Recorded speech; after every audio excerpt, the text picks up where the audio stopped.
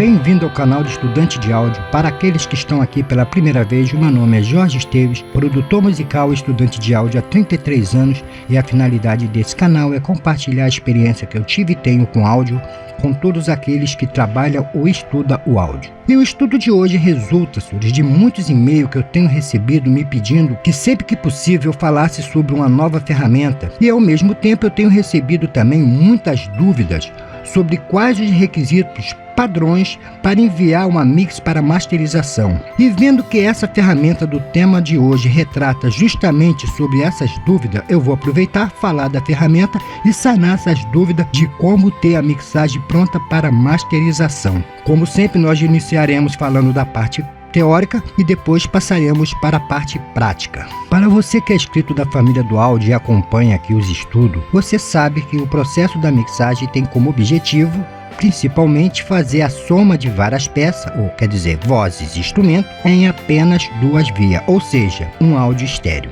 Mas para conseguir esse objetivo final, logicamente que temos que fazer várias edições nesse caminho, nesse percorrer. Nós vamos fazer edições como começa pela limpeza, corte das frequências de subgraves, as frequências de necessária, depois tem as equalizações, compressões, edições criativa, corretiva e por aí vai. E o objetivo de tudo isso, principalmente, é para que saia em duas vias e para que no final a gente possa ter a clareza das peças envolvidas, uma boa gama de dinâmica correspondendo à proposta da música e uma espacialidade que traduza todo o ambiente necessário para aquela composição. No estudo de hoje eu não vou ficar reprisando os procedimentos para mixagem, já que tais assuntos já estão expostos aqui no canal, aquela seção do passo a passo da mixagem, e dessa forma não vou tornar esse estudo muito longo para que não haja reclamação. O que eu posso fazer é um resumo rápido, que como sabemos, a mixagem começa com o processo de limpeza, seguindo equilíbrio dinâmico, espacial, depois vem equilíbrio tonal, etc.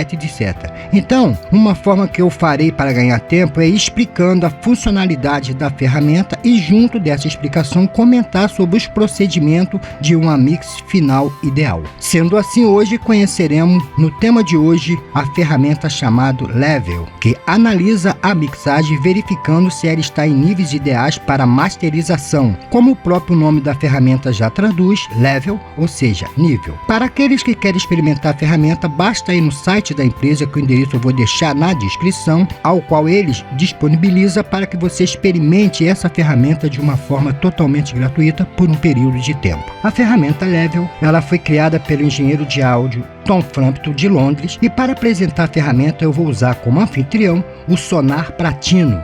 Mas todos os processos que eu vou apresentar aqui têm a mesma função na DAW de sua preferência, seja o Cubase, Pro Tools, Nuendo, Studio One, SoundForge e etc. Não importa a DAW, o procedimento será sempre o mesmo, colocando a ferramenta na master. E para agilizar o processo, já estou aqui com o Sonar aberto em projeto, lógico. Já inseri para agilizar aqui a ferramenta, ela já está aqui colocada aqui na master, como vocês podem ver. Eu vou aqui tirar a master para que nós possamos ver a mix como um todo, e lógico que ela aqui na master ela vai fazer a análise de toda a master e não de uma track em particular. Essa ferramenta ela é para saber se a mixagem está correta, está dentro dos padrões para ir para masterização. Então ela é colocada na master. Ela vem no primeiro nível olhando assim para a sua janela para fazer uma varredura em mono, em particular de início. Então os senhores vão tocar a música de início ao fim e observar. Eu vou botar aqui numa parte já para agilizar do refrão, para que assim ela fique, a gente ganhe tempo, e vou tocar e vamos observar agora a ferramenta. Eu vou colocá-la aqui no centro e vamos observar o comportamento da ferramenta.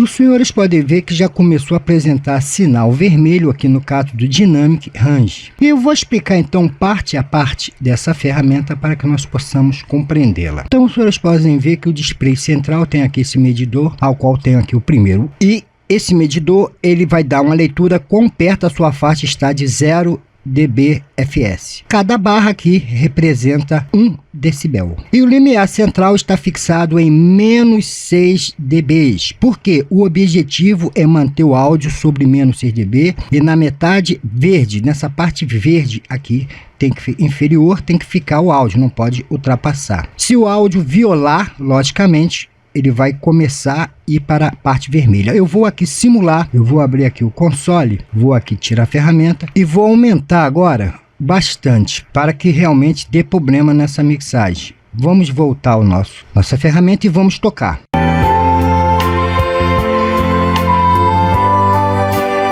Notem que foi para a parte vermelha e logo que ela aqui já acusou com 2 faixas. Então a primeira faixa é em alerta, a segunda então já passou realmente.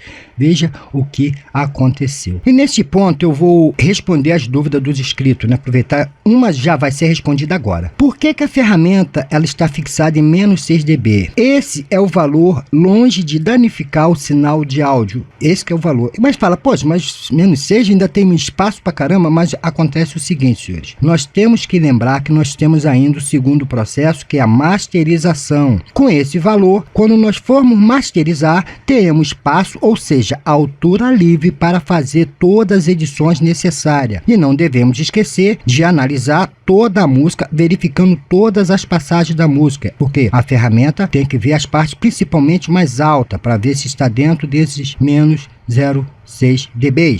Caso esteja, os senhores vão pegar, como eu fiz aqui, e vão descer, vão tocar a música e vão descer todo o fade para que chegue ao valor proposto. Então vamos de novo.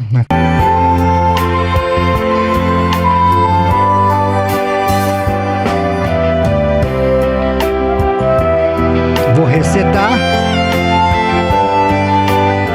e ver que agora estou dentro do nível. Então eu vou explicar aqui, eu vou fechar o console para que eu possa explicar uma coisa aqui. Vou aumentar aqui um arquivo qualquer, é o seguinte, eu vou aqui simular uma coisa. Vou aqui fechar a ferramenta e olhe bem. Se os senhores mantêm esse nível de saída, o que acontece? Acima disso, ele vai acontecer isso aqui. Quando chegar lá, né? Vou aumentar mais aqui. Que ele for, na masterização, ganhar o nível, né? De loudness, de volume, o que vai acontecer? Ele vai, ó, simplesmente cortar toda a dinâmica, porque não tem espaço para se fazer os trabalhos necessários. Porque como sabemos, quando nós fazemos as edições lá na masterização como uma equalização, ao subir ou ao acentuar uma equalização ou uma banda de frequência, os senhores estão aumentando a dinâmica de volume. Quando os senhores estão mexendo no compressor, os senhores têm que dar ganho. E com isso vai abaixar os picos, e às vezes a necessidade de abaixar bastante e aumentar demais o loudness, essa parte central. E com isso, que é a parte de percepção do ouvido humano de volume, que fica aqui no centro. Então vocês vão ter que aumentar e com isso vai o quê?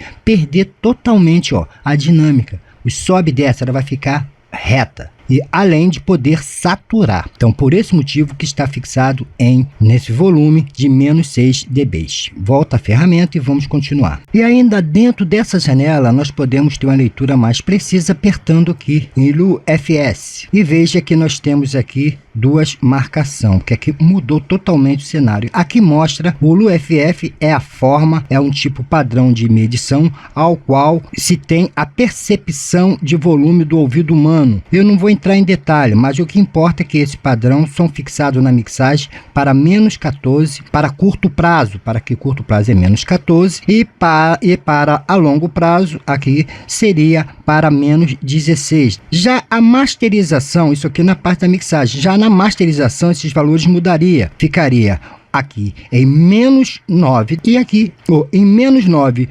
LUFS e aqui em menos 13 LUFS. Mas a guerra do loudness, como já foi explicado aqui no canal, de valores cada vez mais altos, esses valores aqui estão chegando na casa de menos 6 LUFS. O que você tem que entender é que essa escala de medição é uma escala internacional que ela foi padronizada em 2011, tentando assim manter todas as master num só volume, mas só que isso custou a entrar no mercado, não consegue, até hoje tem essa briga, vê que cada master tem um volume, você pega um disco que está no volume, pega outro disco já está em outro volume, e não chegou uma coisa. Aqui no Brasil, principalmente, que é uma guerra mesmo, não tem uma padronização, vamos dizer assim, disso.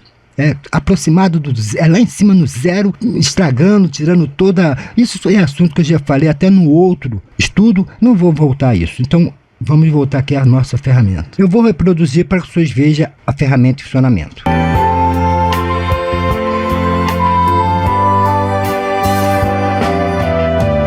Veja que eu ainda não consegui manter, mas isso está na explicação aqui de baixo. Por isso que ela está dando esse toques. Se eu botar de novo, ó, é que ela vai bem, ó.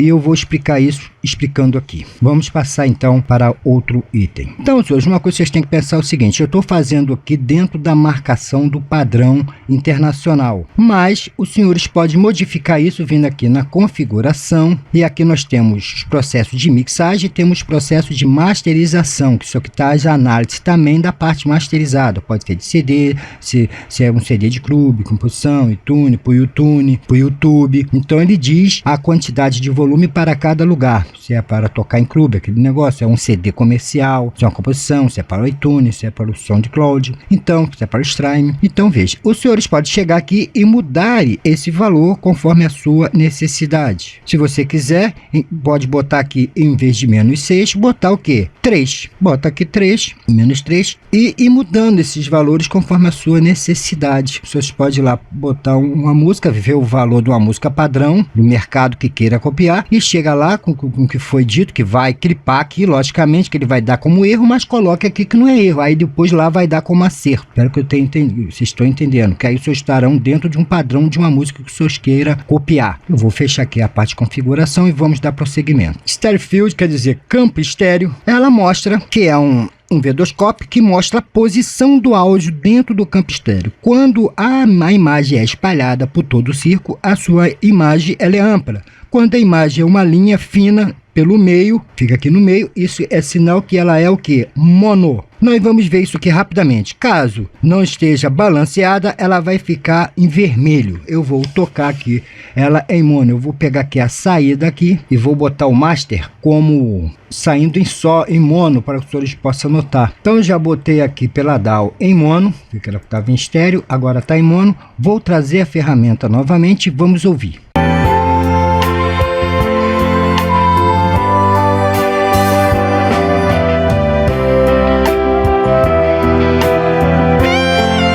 Os senhores notem que o que aconteceu? Ela se perdeu. Por quê? Eu fiz uma música muito ampla. Eu vou tirar e vamos tocar. Vou aqui resetar. Aqui embaixo é o botão de reset para resetar tudo e vamos tocar. Ó.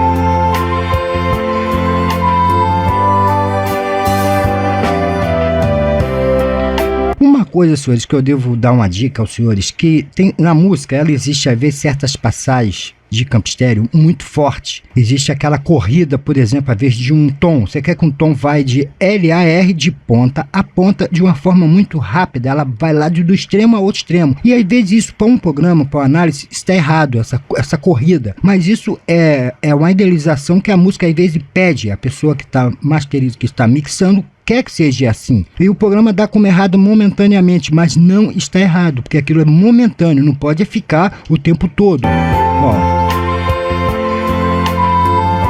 Observe que na passagem, ó, e voltou. Aqui não deu nem como errado, mas às vezes se demorasse mais essa batida de tom, por exemplo, essa passagem de tom por um período de uma virada mais longa, poderia dar como um erro, embora aqui não deu, que foi uma virada rápida. Então, se isso acontecer, vocês prestem atenção ao tipo de panorama que vocês estão fazendo de distribuição estéreo. Esse estudo de hoje já está me deixando com medo, que eu estou sentindo que ele está ficando muito longo. Eu vou tentar acelerar mais para que não haja reclamação, que um pequeno grupo gosta de estudar, gosta de manter a coisa, mas é uma grande gama de pessoas que mandam e-mail para mim falando: pô, você fala demais, Jorge, diminua mais, senão que fica muito cansativo. Então, atendendo ao grande alvo da família, vamos então acelerar aqui. O Dynamic Range, senhores, ele dita justamente o que? A dinâmica dos instrumentos. Vamos tirar aqui esse console. E os senhores notem, eu vou aqui puxar aqui, tirar. Os senhores notem aqui, eu vou pegar aqui, que às vezes, vamos pegar aqui, tem instrumentação como por exemplo essa percussão, que existe, olha, transientes que estão acima de um limite que vai chegar lá a menos 0,6 e os senhores mantêm toda a mix no volume de 0,6 dB, certo? Você tem que manter isso. E num grande pedaço vai, mas só que tem um instrumento, por exemplo, uma percussão que está cheia de transientes, que está passando. E no caso, o que acontece? Isso se conserta como? Aqui no caso, por que está errado? Eu teria que diminuir isso como? Ou diminuindo o volume, o que talvez não fosse bom, que precisasse dessa percussão aqui lá na frente. Então é o que? Comprimindo. Eu ia comprimir para dominar todos esses transientes que estão excessivos. Para isso que existe a compressão. Como eu não fiz, então a ferramenta aqui, desde o início eu falei, está dando aqui, ó. O Dynamic Range quer dizer isso, que tem picos que estão passando, que está aqui dizendo. Eu vou passar aqui para vocês verem, ó. Ó, bem tranquilo, ó.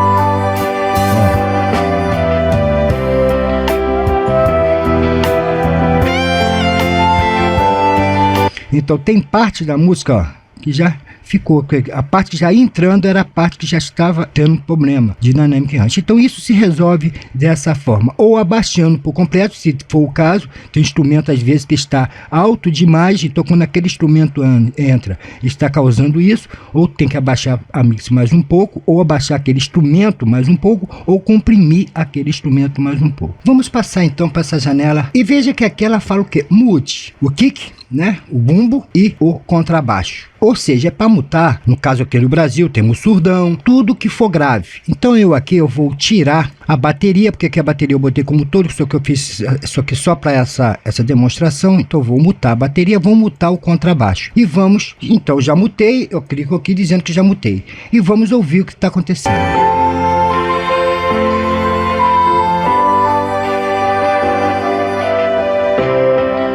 Ficou aqui, senhores. Os senhores notem que tem uma grande concentração em 40 Hz ainda de grave. Isso acontece porque mixagem mal feita. O que eu falei? O filtro. Uma vez perguntaram assim: poxa, Jorge, é necessário usar o filtro em todos os instrumentos? Sim, porque o baixo, o contrabaixo, o bumbo, ele precisa de espaço limpo.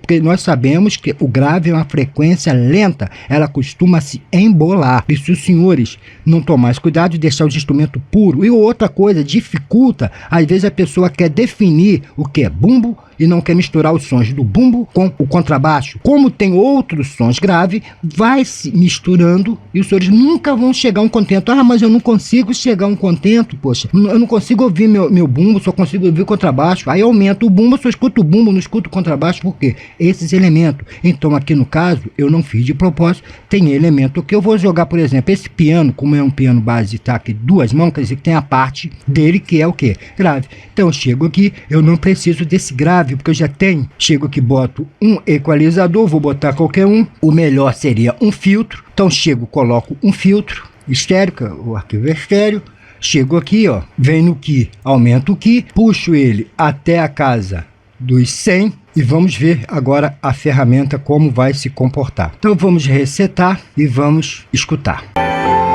Ó. Ou seja, eu cortei já um pouco, mas tem outros instrumentos aqui dentro que estão mantendo isso. Então, por isso a importância lá, porque assim vocês vão manter essa parte coisa. E pode também ele citar em outra parte, outra frequência que vai ficar em vermelho, que esteja muito alta. Eu vou ver aqui, que eu tinha feito a simulação, mas não me lembro a parte. Eu vou botar aqui, vamos ver se aqui. Ó.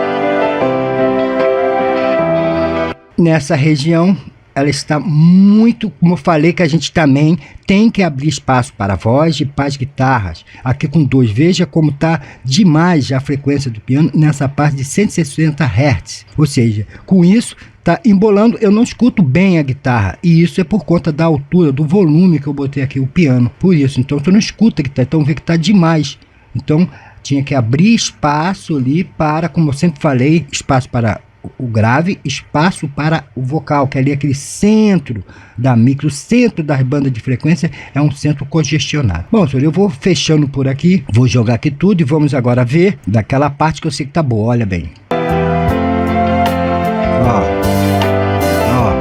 vê que tem muito problema ainda aqui para se resolver de frequências que estão muito acima do que era para estar. Eu sei que hoje eu vou apanhar, mas antes de terminar eu gostaria de falar ainda uma coisa, explicar algo para que não reste dúvida, o porquê que a mix tem que ir com menos 0,6 dB para masterização. Senhores, acontece uma coisa, no ambiente digital, o que acontece? Quando o som manda uma coisa lá em cima, perto de 0 dB, o que acontece? Então começa a ser como vai existir transientes que vão passar. Então, como eu falei, a onda quando vai chegando aqui no teto, já foi explicado de zero, no digital o que acontece? Ele começa a se achatar, satura, há uma saturação, não é isso? Porque no meio digital. Mas acontece o seguinte, vamos pegar esse áudio dentro do meio digital, aqui dentro do inbox, dentro do seu PC, e esse áudio vai para um CD, e esse CD será depois convertido em analógico de novo. Por quê? Para sair no seu alto-falante, o som que sai lá na digital é o som analógico, precisa dessa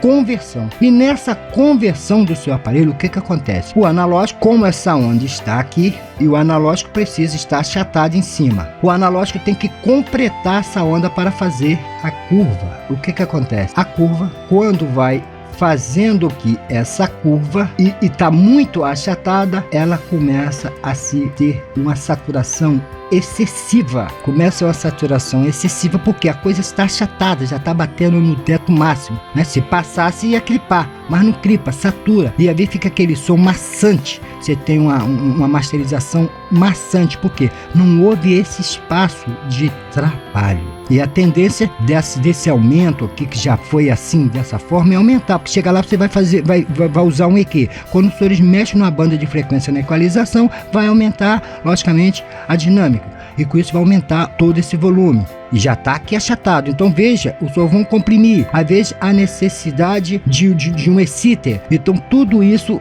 vai mexer com a dinâmica. E a dinâmica já estando no ponto máximo, dentro da masterização, como os senhores vão masterizar, como os senhores vão ganhar tempo para poder acertar. Porque a masterização não quer dizer que é só chegar lá e dar volume. Não, isso sim, se a coisa fosse, mas nunca consegue chegar na masterização de uma forma convencional, pronta. Por isso que eu digo, uma boa mix já é uma masterização pronta. Então, chegando lá, vai ter que fazer edição. E quando faz edição, logicamente que todo acentuamento há um aumento de dinâmica. E com esse aumento de dinâmica, com o teto máximo aqui, ó, já exprimido, já todo mundo achatado, não vai dar certo. Vai ter uma lamacenta, vai ser uma master sempre lamacenta. Então, quero deixar registrado aqui o meu pedido de desculpa pela demora que foi hoje esse estudo, mas o senhor sabe que foi necessário. Peço desculpa pela minha língua presa e quero deixar aqui registrado toda a minha gratidão aos que estão botando joinha, que é sinal que eu estou no caminho certo dos estudos, a todos aqueles que estão mandando seus incentivos. Isso que é realmente a minha recompensa aqui dentro desse canal, que faz saber que vale a pena estar sempre sem tempo, mas arrumando um tempinho para fazer esses estudos. A todos vocês da família do áudio, meu muito obrigado e que Deus abençoe a cada um de vocês e até o nosso próximo encontro.